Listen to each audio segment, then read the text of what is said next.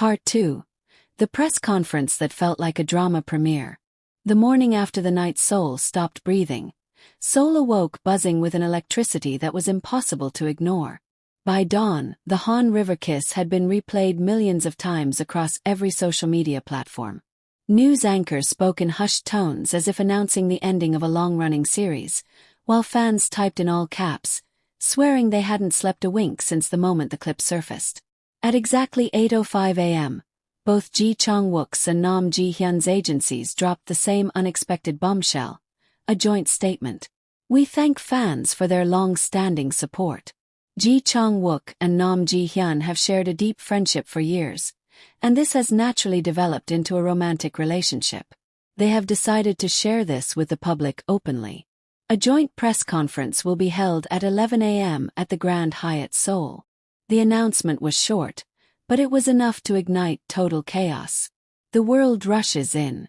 By 9 a.m., the Grand Hyatt's ballroom, usually a serene venue for luxury weddings and diplomatic events, had transformed into a media war zone. Journalists elbowed each other for front-row seats, camera operators argued over angles, and makeup artists touched up reporters' faces for live broadcasts. The scent of brewing coffee mixed with a faint aroma of floral centerpieces placed by hotel staff, as if anyone would notice them over the pounding anticipation. The ballroom's glass wall offered a panoramic view of the Han River, the very water that had served as the backdrop for last night's defining moment. It was almost poetic, as though the universe had staged it. Nam Ji-hyun arrives, the calm before the storm. At 10:42 a.m., the double doors at the back of the ballroom opened quietly. Nam Ji-hyun stepped in, her hair swept up into a loose bun, delicate wisps framing her face. She wore a peach-pink tailored suit with a cinched waist, her heels clicking softly against the polished floor.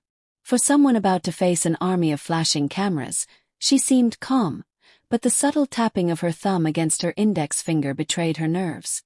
She gave a small bow to the press, then moved to stand beside the podium, her hands folded neatly in front of her.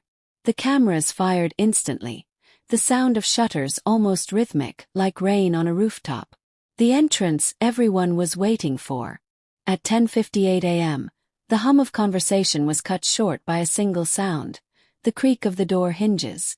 Chang Wook entered, wearing a dark navy suit over a crisp white shirt with the top button undone. No tie. No overly polished celebrity facade. Just him. His gaze swept the room briefly before locking onto Nam Ji-hyun. He didn't hesitate. Instead of heading straight for the podium, he walked the long way around the tables, past rows of stunned journalists, and stopped right beside her. Without a word, he reached out and took her hand. The ballroom froze. Opening lines that weren't scripted.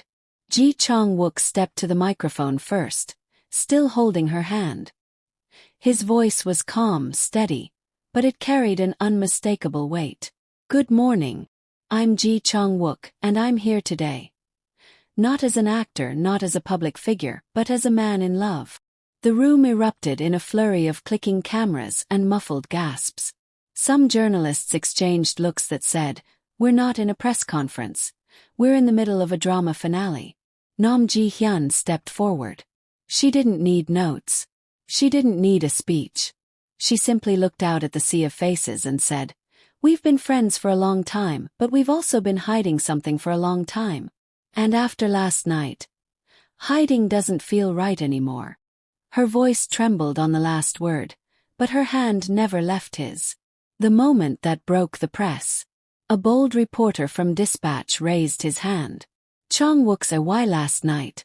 Why choose the Han River?" Chang Wook's lips curved into a small smile. "Because that's where our story began for the fans. And I wanted our truth to begin there too." Nam Ji-hyun added softly, "It's the one place that always felt like ours, even when it belonged to everyone else." The honesty in her tone pulled the air tighter around the room. Even the most seasoned journalists were caught off guard. This wasn't the stiff, guarded press conference they were used to. It was a love confession in high definition. Cameras, flashes, and an almost kiss. Midway through the event, as they answered questions about their work, their friendship, and the years between suspicious partner and now, a photographer from the back shouted, "Can we get a picture of you two together?" They obliged, turning toward each other. The distance between their faces shrank, a fraction of an inch at a time. The flashes went wild, each photographer trying to catch the exact moment when professional courtesy might give way to personal truth. They didn't kiss, not quite. But the barely there gap between them was enough to send the images trending within minutes. #Changjong's a confession for the ages. When the questions began winding down, Chang Wook surprised everyone by leaning back into the microphone. "There's something I want to say, not as an answer to a question, but because I've been holding it in for years." He turned to Hyun. The cameras, the press, the entire room disappeared in that instant. "Hyun, thank you for waiting for me. Thank you for not giving up on me when I was away, when I couldn't be there the way I wanted. I'm not here today because it's convenient, or because it's good timing. I'm here because I can't imagine living another day pretending you're not the most important person in my life." A hush fell over the room so complete, you could hear the faint hum of the hotel's air conditioning. Hyun's eyes shimmered, but she kept her smile steady. The exit that felt like a movie scene. When the conference ended, security moved quickly to escort them out, but they didn't rush.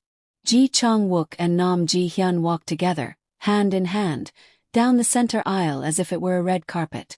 Outside, the hotel's main entrance was a frenzy of fans, reporters, and onlookers who had gathered after seeing the live broadcast.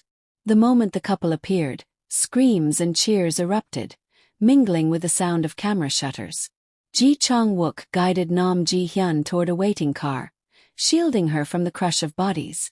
Before getting in, he paused, looked out over the crowd, and, in a move no one saw coming, raised their joined hands high in the air, as if declaring victory. The crowd roared. Private moments in a public day. Once the car doors shut, the noise faded. Inside they sat in rare quiet. Hyun leaned back, exhaling a laugh that was half relief, half disbelief. "That was a lot," she said. "Too much?" he asked, a trace of worry in his tone. She shook her head. "Just enough." They didn't speak much after that. The city passed by in streaks of light through tinted windows, the chaos of the outside world unable to pierce the cocoon they'd built inside that car. The photo that sealed it. Later that evening, a single image would go viral, taken not by a paparazzi, but by a fan standing outside the hotel. It showed Chang Wook holding the car door for Hyun, looking at her like she was the only person in existence. The caption simply read, "This isn't acting. This is love." The sun was just beginning to sink into the horizon when the elevator doors slid open on the 21st floor of a private building in Hanamdong. The rooftop bar wasn't open to the public tonight. It had been reserved entirely for one purpose: a quiet celebration away from the screaming headlines and relentless camera flashes. From the rooftop, Seoul spread out in every direction like an endless ocean of lights. The Han River glimmered in the distance, winding like a silver ribbon through the heart of the city. Strings of warm fairy lights crisscrossed above, casting a soft golden glow over the tables set with wine glasses, champagne bottles, and delicate trays of hors d'oeuvres. Their arrival. When Chang Wook and Hyun stepped out onto the rooftop, conversation paused for a heartbeat. It wasn't planned. It just happened, as though everyone there instinctively understood they were watching the first quiet moment of the couple's new chapter. She was still in her peach suit from the press conference, her hair slightly looser now, soft curls framing her face. He'd ditched his suit jacket. His shirt sleeves rolled up to his elbows, revealing the strong lines of his forearms. It was the kind of casual elegance that made people forget how to breathe for a moment. Close friends and familiar faces. Around them, the small guest list was made up of people who had been part of their journey in one way or another. Fellow actors, trusted stylists, drama crew members from Suspicious Partner, and a few close family members. Park Min-young was one of the first to greet them, pulling Hyun into a hug. "I told you you two were terrible at hiding," she teased with a grin. From across the bar, Choi Tae-jun, who had been a mutual friend for years, raised his glass in a silent toast. The first toast. Once everyone had settled, the rooftop owner dimmed the main lights so the glow of the fairy lights and the skyline could take center stage. Chang Wook stepped forward with a champagne flute in hand. "I don't usually make speeches," he began, his voice carrying easily over the quiet hum of the city below. "But tonight isn't just about the two of us. It's about all of you, the people who knew before anyone else did, and who protected us even when it would have been easier not to." He glanced at Nam Ji-hyun, his smile softening. "And it's about her, the person who waited for me when she didn't have to, who believed in me when I didn't believe in myself." Glasses clinked. Someone whistled. Nam Ji-hyun's eyes glistened, but she laughed and shook her head, as if trying to shake off the weight of his words before they made her cry. A moment on the edge. Later, as guests mingled, Chang Wook and Nam Ji-hyun found themselves alone at the far edge of the rooftop, leaning against the glass railing. Below them, the city pulsed with life. Cars streaming along the roads like veins of light, laughter drifting up from the streets below. "It feels strange," she admitted quietly, sipping from her glass. "This morning it was just us. Now it feels like the whole world is here with us." He chuckled, slipping an arm around her waist. "Let them be here. We've been alone for long enough." They stood there in silence for a while, watching the city, the hum of conversation behind them fading into background music. A gift. Just when she thought the night couldn't get any more cinematic, Chang Wook reached into his pocket and pulled out a small velvet-covered box. Nam Ji-hyun blinked, instantly aware of the weight of the moment. "What is that?" "Relax," he teased. "It's not that kind of box. Not yet." When she opened it, she found a delicate gold bracelet with a small charm shaped like the Banpo Bridge, the same bridge where they had stood the night before. "It's not just a reminder of where we started," he said, fastening it around her wrist. "It's a promise that we're not ending there." Laughter and music. As the evening deepened, someone, later identified as a sound engineer from their drama days, queued up an old playlist from the Suspicious Partner set. The familiar OSTA floated across the rooftop, drawing smiles from the cast and crew. At one point, Chang Wook pulled Nam Ji-hyun into the open space between tables. "Dance with me," he said simply. "There's no dance floor," she protested lightly. "Doesn't matter." And so, under the fairy lights, with the Seoul skyline as their backdrop, they swayed slowly to a song that once played during their fictional love story, now looping into their real one. Guests watched quietly, some filming, others just soaking in the rare sight of them being completely unguarded. The whisper that stole the night. When the song ended, they didn't step apart right away. Chang Wook leaned in close, his lips just brushing her ear as he spoke so softly only she could hear. "This is just the beginning, Ji-hyuna."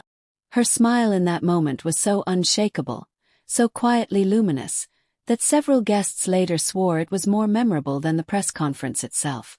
The final scene. As midnight approached, the rooftop began to empty.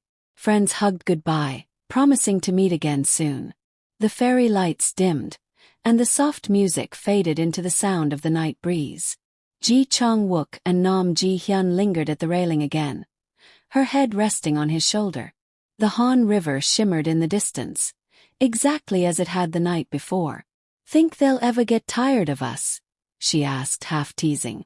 "Not a chance," he replied. "We're their favorite drama now."